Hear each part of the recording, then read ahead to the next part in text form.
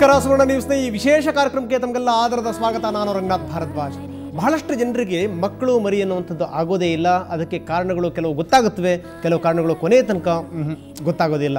So ಇಂಥ ಸಂದರ್ಭದಲ್ಲಿ ಬೇರೆ ಬೇರೆ ಕ್ರಮಗಳಿಂದ ಮಕ್ಕಳುಗಳನ್ನು ಪಡೆಯುವಂಥ ಪ್ರಯತ್ನಗಳನ್ನು ಕೂಡ ನೀವು ನೋಡಿದ್ದೀರಿ. ಅದರಲ್ಲೂ ಇತ್ತೀಚಿನ ದಿನಗಳಲ್ಲಿ ಬಹಳ ಪ್ರಮುಖವಾಗಿ ಚಾಲ್ತಿಗೆ ಬಂದಿರುವಂಥದ್ದು ಅಂತಂದರೆ ಈ ತಾಯ್ತನ ಬಾಡಿಗೆಗಿದೆ ಅನ್ನುವಂಥದ್ದು. ಅಂದರೆ ಬಾಡಿಗೆ ತಾಯಂದ್ರುಗಳು ಕೂಡ ಸಿಗ್ತಾರೆ ಅನ್ನುವಂಥದ್ದು. ಆರಂಭದಲ್ಲಿ ಬಹಳಷ್ಟು ಜನ ಹುಬ್ಬೇರಿಸಿದರು, ಇದಾಗುತ್ತಾ ನಿಜಕ್ಕೂ ಹೇಗೆ ಸಾಧ್ಯ ಅಂತ. ಆದರೆ ನಿಮಗೆ ಆಶ್ಚರ್ಯ ಅನ್ನಿಸ್ಬೋದು, ಬಹಳಷ್ಟು ಜನ ಈ ಬಾಡಿಗೆ ತಾಯಂದ್ರ ಮೇಲೇ ಡಿಪೆಂಡ್ ಆಗಿದ್ದಾರೆ. ಅದು ತಮ್ಮದೇ ಎಲ್ಲ ಆ ಭ್ರೂಣ ಆಗಿರ್ಬೋದು, ಆ ಜೀವ ಆಗಿರ್ಬೋದು, ಎಲ್ಲದೂ ಕೂಡ ಇನ್ನೊಬ್ಬರ ಹೊಟ್ಟೆಯಲ್ಲಿ ಬೆಳೆಯುವಂಥದ್ದು. ಈ ತಾಯ್ತನ ನಿಜಕ್ಕೂ ತಾಯಿಗಿಂತ ಈಕೆ ಬೇರೆ ಅಲ್ಲವೇ ಅಲ್ಲ, ಖಂಡಿತವಾಗ್ಲೂ. ಇದೆಲ್ಲದರ ಜೊತೆಗೆ ಮಕ್ಕಳು ಆಗದಿರೋದಕ್ಕೆ ಕಾರಣ ಏನು, ಸಂತಾನಹೀನತೆ ದೇಶದಲ್ಲಿ ಎಷ್ಟರ ಮಟ್ಟಿಗೆ ಕಾಡ್ತಾ ಇದೆ, ಸೊ ಯಾವ್ಯಾವ ಮಾರ್ಗಗಳಿಂದ ಸಂತಾನವನ್ನು ಪಡೆಯಬಹುದು, ಜೊತೆಗೆ ಈ ಬಾಡಿಗೆ ತಾಯಂದಿರ ಕಥೆ ಏನು, ಅವರಿಂದ ಮಕ್ಕಳು ಪಡೆಯುವಂಥ ವಿಧಾನಗಳು ಏನೇನು, ಇದಕ್ಕೆ ಕಾನೂನು ಏನು ಹೇಳುತ್ತೆ, ಡಾಕ್ಟರ್ಗಳೇನು ಹೇಳ್ತಾರೆ, ಇದೆಲ್ಲದನ್ನು ಹೊತ್ತು ನಾವು ಬಂದಿದ್ದೀವಿ. ಯಾಕಂದರೆ ಬಹಳಷ್ಟು ಜನ ತಾಯಂದಿರುಗಳಾಗೋರಿಗೆ ಅಥವಾ ಸಂತಾನ ಇಲ್ಲದಂಥವ್ರಿಗೆ ಇದು ಬಹಳಷ್ಟು ವಿವರಗಳನ್ನು ಕೊಡುತ್ತೆ. ಹೀಗಾಗಿ ನಾವು ಸುದೀರ್ಘವಾದಂಥ ಕಾರ್ಯಕ್ರಮ ಮಾಡ್ತಾ ಇದ್ದೀವಿ. ಸಂಜೆ 6 ಗಂಟೆಯಿಂದ ರಾತ್ರಿ 9 ಗಂಟೆಯ ತನಕ 3 ಗಂಟೆಗಳ ಕಾರ್ಯಕ್ರಮ. ಸೊ ಅದೇ ಈಗಿನ ವಿಶೇಷ ಕಾರ್ಯಕ್ರಮ, ಅದು ತಾಯ್ತನ, ಇದು ಬಾಡಿಗೆ ಅಮ್ಮಂದಿರ ಕಥೆ.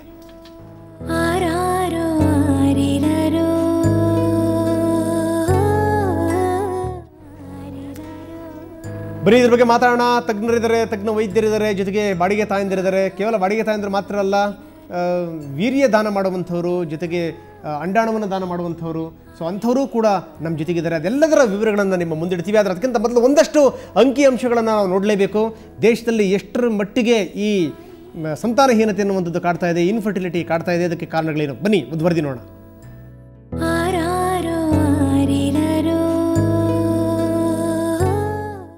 ಭಾರತಕ್ಕೆ ಜನಸಂಖ್ಯೆಯಲ್ಲಿ ವಿಶ್ವದಲ್ಲಿಯೇ 2ನೇ ಸ್ಥಾನ.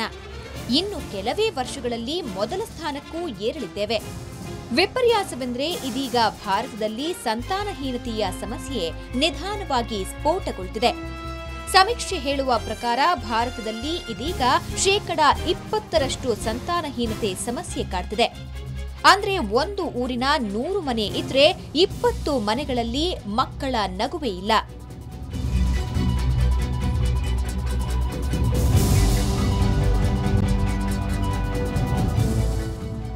ಮಕ್ಕಳಾಗದಿದ್ರೆ ಮಹಿಳೆಯರನ್ನೇ ದೂಷಿಸುವ ಕಾಲ ಒಂದಿತ್ತು. ಮಕ್ಕಳಾಗದಿರಲು ಮಹಿಳೆಯರ ಶಾರೀರಿಕ ತೊಂದರೆಗಳು ಕಾರಣವಾಗುತ್ತವೆ. ಕ್ರಮವಿಲ್ಲದ ಋತುಚಕ್ರ, ಗರ್ಭಕೋಶದ ತೊಂದರೆಗಳು, ತಡವಾಗಿ ಮದುವೆಯಾಗುವುದು ಮಕ್ಕಳಾಗದಿರಲು ಕಾರಣವಾಗುತ್ತವೆ. ಇತ್ತೀಚೆಗಿನ ಒತ್ತಡಯುತ ಜೀವನ ಶೈಲಿ ಪುರುಷರಲ್ಲಿ ವೀರ್ಯಾಣು ಸಂಖ್ಯೆಯನ್ನ ಕಡಿಮೆ ಮಾಡ್ತಿದೆ. ಅಲ್ಲದೆ ಜೀವನ ಶೈಲಿಯನ್ನೇ ಬದಲಿಸುವ ಉದ್ಯೋಗಗಳು, ಮೊಬೈಲ್ನಂತಹ ರೇಡಿಯೇಷನ್ ಬೀರುವ ಸಾಧನಗಳು ಪುರುಷರ ಸಂತಾನ ಶಕ್ತಿಗೆ ಕೊಡಲಿ ಏಟು ನೀಡುತ್ತಿವೆ. ಬಂಜೆತನಕ್ಕೆ ಸಾಮಾಜಿಕ ಕಾರಣಗಳು: ಒತ್ತಡದ ಜೀವನ, ದುಶ್ಚಟಗಳು, ವಿಕಿರಣ, ಮಾಲಿನ್ಯ, ತಡವಿವಾಹ. ಬೆಂಗಳೂರಿನಲ್ಲಿಯೇ 32 ಸಂತಾನ ಚಿಕಿತ್ಸೆ ನೀಡುವ IVF ಸೆಂಟರ್ಗಳಿವೆ. ಇಡೀ ಕರ್ನಾಟಕದಲ್ಲಿ 50ಕ್ಕೂ ಹೆಚ್ಚು ಸೆಂಟರ್ಗಳಿದ್ದು, ಮಕ್ಕಳಿಲ್ಲದ ದಂಪತಿಯ ಮಡಿಲಿಗೆ ಮಗುವನ್ನ ತುಂಬಿಸಲು ಕಂಕಣಬದ್ಧವಾಗಿವೆ. ಸಂತಾನಹೀನತೆಗೆ ಚಿಕಿತ್ಸೆಗಳು: ಹಾರ್ಮೋನ್ ಚಿಕಿತ್ಸೆ ಅಂದ್ರೆ ಅಗತ್ಯವಿರುವ ಹಾರ್ಮೋನ್ಗಳನ್ನ ಹೆಚ್ಚು ಮಾಡಿಸಿ ಗರ್ಭ ಫಲಿಸುವಂತೆ ಮಾಡಬಹುದು. IOI ಚಿಕಿತ್ಸೆಯಲ್ಲಿ ಪತಿಯ ವೀರ್ಯಾಣುವನ್ನ ಪತ್ನಿಯ ಗರ್ಭಕ್ಕೆ ಇಂಜೆಕ್ಟ್ ಮಾಡಲಾಗುವುದು. IVF ಮಾದರಿಯಲ್ಲಿ ದಂಪತಿಯ ಅಂಡಾಣು, ವೀರ್ಯಾಣುವನ್ನ ಪ್ರಯೋಗಾಲಯದಲ್ಲಿ ಫಲಿಸುವಂತೆ ಮಾಡಲಾಗುವುದು. ಇದಲ್ಲದೆ 3ನೇ ವ್ಯಕ್ತಿಯಿಂದ ವೀರ್ಯಾಣು ಅಥವಾ ಅಂಡಾಣು ದಾನ ಪಡೆದು ಸಂತಾನ ಫಲಿಸುವಂತೆ ಮಾಡಲಾಗುವುದು. ಇಷ್ಟೆಲ್ಲ ಚಿಕಿತ್ಸೆಗಳಿದ್ರೂ 100ಕ್ಕೆ 100ರಷ್ಟು ಮಕ್ಕಳನ್ನ ನೀಡುವ ಚಿಕಿತ್ಸೆ ಯಾವುದೂ ಇಲ್ಲ.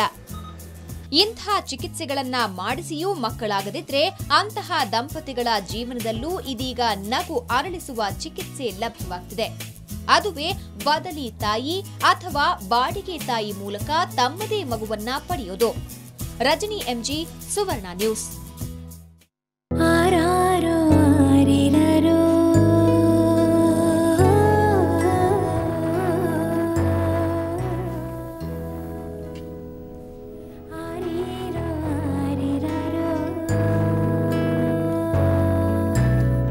ಸೊ ಎಷ್ಟು ಮಟ್ಟಿಗೆ ಸಂತಾನಹೀನತೆ ಕಾಡ್ತಾ ಇದೆ, ಅದಕ್ಕಿರುವಂಥ ಚಿಕಿತ್ಸೆಗಳು ಯಾವ್ಯಾವು ಅದೆಲ್ಲದನ್ನು ಕೂಡ ನೋಡಿದ್ವಿ. ಈಗ ಹೇಳುವಂಥದ್ದು ನಾವು ಒಂದು ವಿಭಿನ್ನವಾದಂಥ ಕಥೆ. ಯಾಕಂದರೆ ಒಂದು ಮನೆಯಲ್ಲಿ ಒಂದು ಮಗು ಹುಟ್ಟುತ್ತೆ ಅಂದರೆ ಅದೆಷ್ಟರ ಮಟ್ಟಿಗೆ ಸಡಗರ ಸಂಭ್ರಮ ಎಲ್ಲ ಕೂಡ ಇರುತ್ತೆ. ಅದರಲ್ಲೂ ತಾಯಿಗೆ ಮಗು ಹೊತ್ತು ಆ ಅನುಭವ ಇದೆಯಲ್ಲ, ಅದು ವರ್ಣಿಸಲಿಕ್ಕೆ ಸಾಧ್ಯನೇ ಇಲ್ಲ ಅಂಥ ಒಂದು ಅದ್ಭುತವಾದಂಥ ಅನುಭವ. ಆದರೆ ಈ ತಾಯಂದ್ರದ್ದು ಒಂದು ಲೆಕ್ಕದಲ್ಲಿ ವಿಚಿತ್ರವಾದ ಕಥೆ.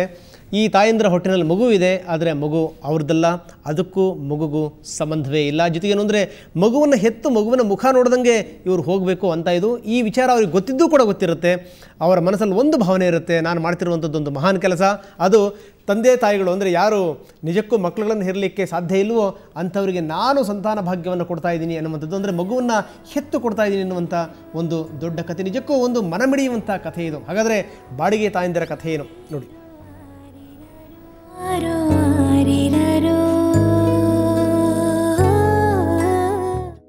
ಈಕೆಯ ಹೆಸರು ಶುಭ, 27 ವರ್ಷ.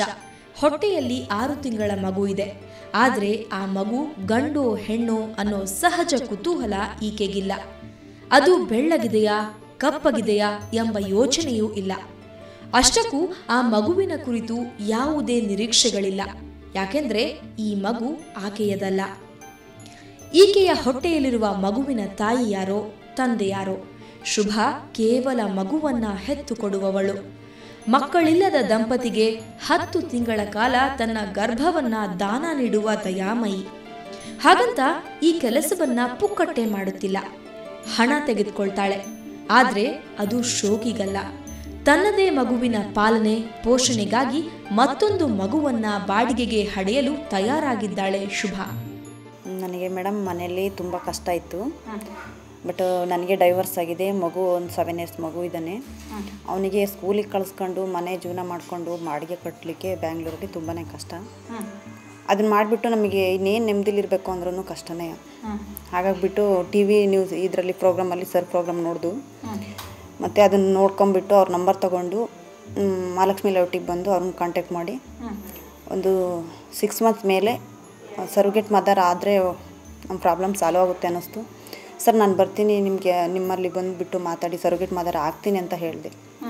ಆಯ್ತಮ್ಮ ಬಂದುಬಿಡು, ನಿಮ್ಮ ಪ್ರಾಬ್ಲಮ್ ಸಾಲ್ವ್ ಆಗುತ್ತೆ, ಈ ಥರ ಸೌಲಭ್ಯ ಇದೆ ಅಂತ ಹೇಳಿದರು. ಬಟ್ ಬಂದೆ, ಎಲ್ಲ ಚೆಕಪ್ ಆಯಿತು. ಸರ್ವಿಗೇಟ್ ಮದರಿಗೆ ಏನೇ ತೊಂದರೆ ಇಲ್ದಂಗೆ ನಾನು ಸರ್ವಿಗೇಟ್ ಮದರ್ ಫಸ್ಟ್ನೇ ಸರಿಗೆ ಓಕೆ ಆಯಿತು, ಆಗಿಬಿಟ್ಟೆ. ಮತ್ತು ನಮ್ಗೆ ಇರಲಿಕ್ಕೂ ಎಲ್ಲ ಸೌಲಭ್ಯ ಚೆನ್ನಾಗಿದೆ. ಬಟ್ ಈ ನೆಮ್ಮದಿ ನಮ್ಮ ಮನೇಲೂ ಸಿಗಲ್ಲ. ತನ್ನ ಮಕ್ಕಳ ಭವಿಷ್ಯಕ್ಕಾಗಿ, ಇನ್ನೊಂದು ಹೆಣ್ಣಿನ ತಾಯ್ತನಕ್ಕಾಗಿ ತನ್ನ ಜೀವವನ್ನೇ ಪಣಕ್ಕಿಟ್ಟು ಇನ್ನೊಂದು ಮಗುವನ್ನ ಧರೆಗಿಳಿಸುವ ಮಹತ್ ಕೆಲಸ ಒಪ್ಪಿಕೊಳ್ಳುವ ಈ ತಾಯಿ ತಾಯ್ತನ ಎಂಬ ಪದಕ್ಕೆ ಹೊಸ ಅರ್ಥ ಕಲ್ಪಿಸಿದ್ದಾಳೆ. ಬೆಂಗಳೂರಿನಿಂದ ರಜನಿ ಎಂಜಿ, ಸುವರ್ಣ ನ್ಯೂಸ್.